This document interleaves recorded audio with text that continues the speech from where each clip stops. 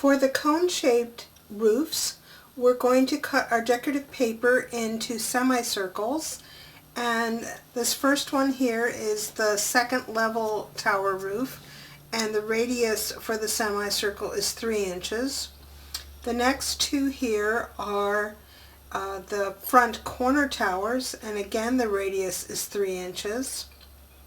These little ones are the center wall towers, and their radius is 2 1/8.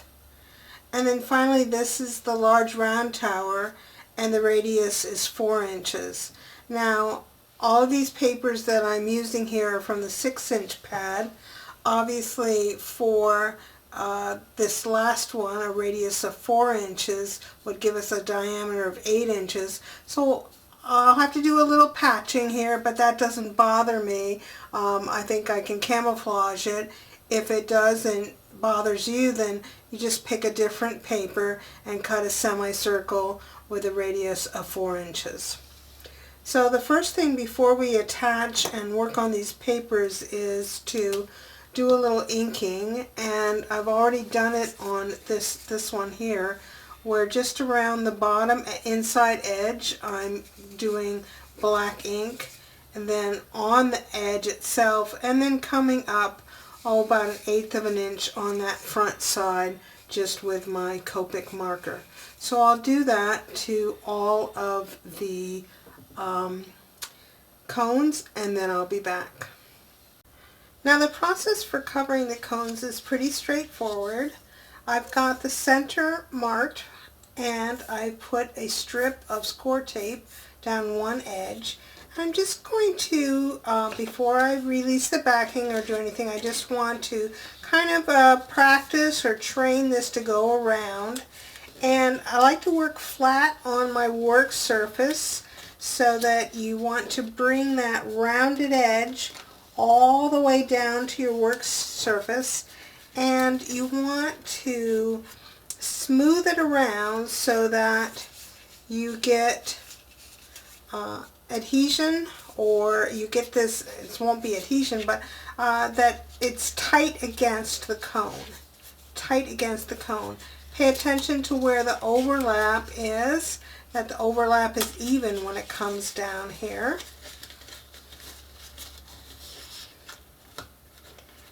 And I have inked the edge so that I won't see a white edge here. You can kind of form a little bit on the pointy end there. And so our plan is going to be that we put glue around the bottom edge, and then put our paper on, and then remove the score tape backing and adhere that edge. Now you'll want to stay away from this seam somewhat.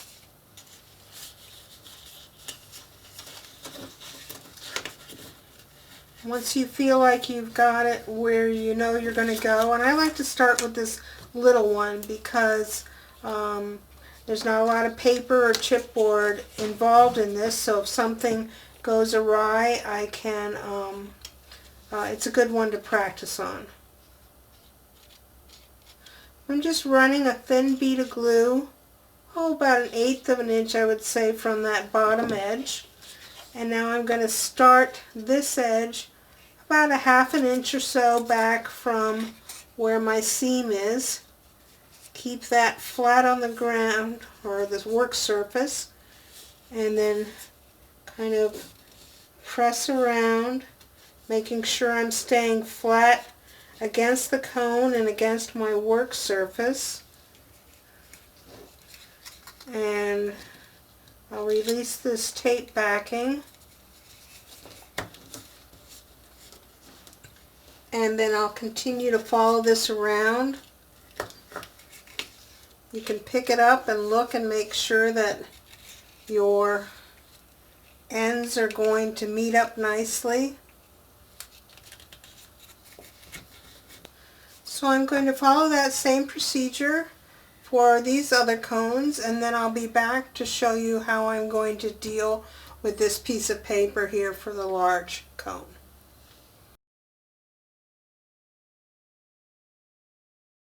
Now this is the last of these smaller cones that I need to work on, and its diameter is quite a bit smaller than the other ones, and so we don't need quite this much paper. It just makes it harder to wrap all around and keep even.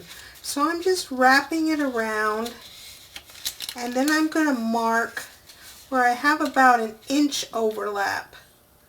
And when I see where that inch is, and I'll just make a little pinch there.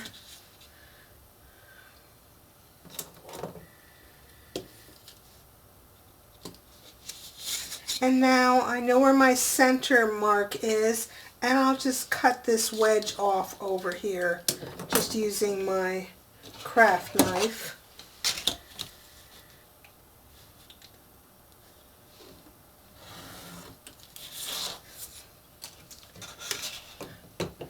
And then I'll proceed to wrap as before.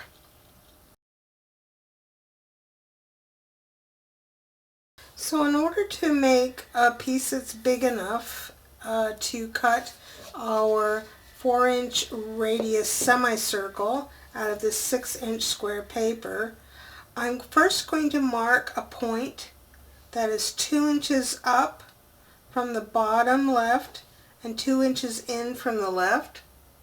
That's going to be the center point of our circle. And then I've marked a point down here on the bottom that is 1/2 inch in from the edge. I took my straight edge through both of those points and cut this triangle off. And then I can turn that triangle around and join it here to make a big enough piece.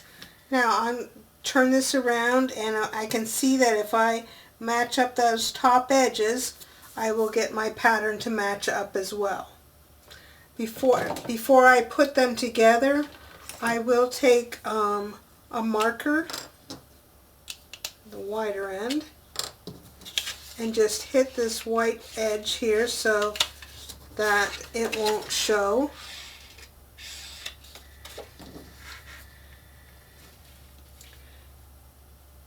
And then I will use a piece of score tape that is wide enough to span that cut. So I'll get that accomplished, and then I'll be back.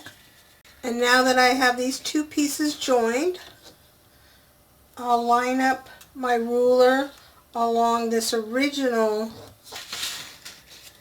line down here on the bigger piece, so that I can extend that straight edge all the way up here to the top.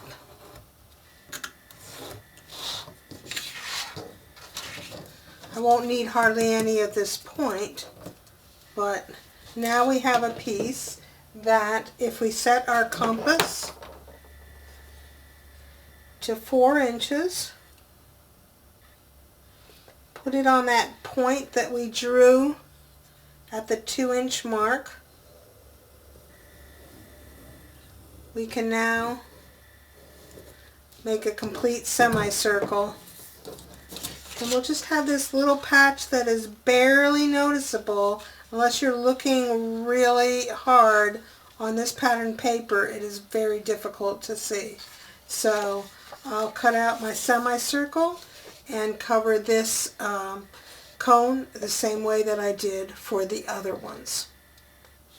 I just want to say that I'm fortunate enough to have a pair of these long Tim Holtz scissors. Any long scissors would do, but the longer the scissors that you have, the easier it is to make a good cut.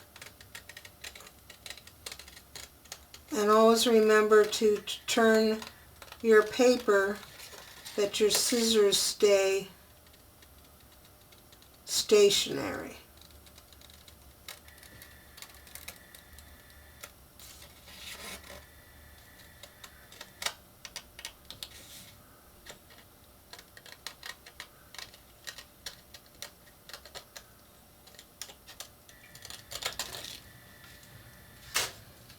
And now here are all the cone-shaped roofs.